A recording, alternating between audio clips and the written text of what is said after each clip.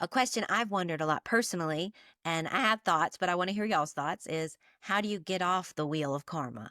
How do you stop having to come here and do this thing over and over? Yeah, that's a really good question. And I think, a lot of people think the point is to generate good karma, like do good deeds and have a good return to you. But the point is really not to generate good karma, but to step off that wheel of karma altogether entirely.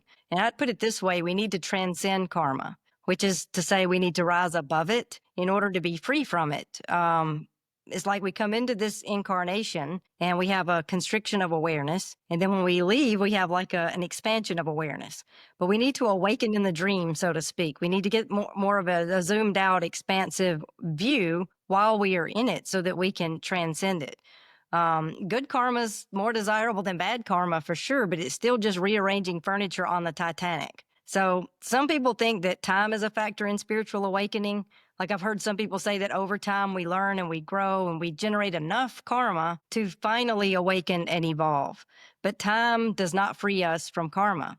Only our awareness, our consciousness frees us from karma. And so, having said all that, I think mindfulness practice is maybe the best tool in becoming aware and transcending karma.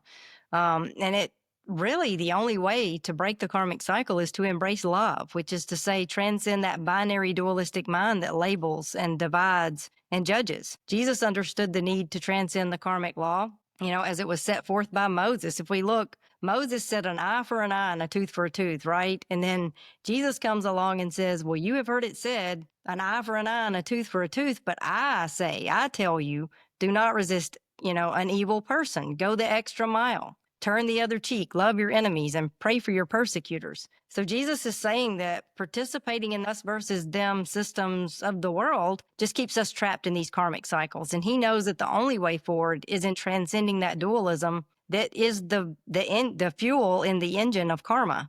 Dualism really fuels the engine of karma. Hmm. Um, yeah. Those are my thoughts too.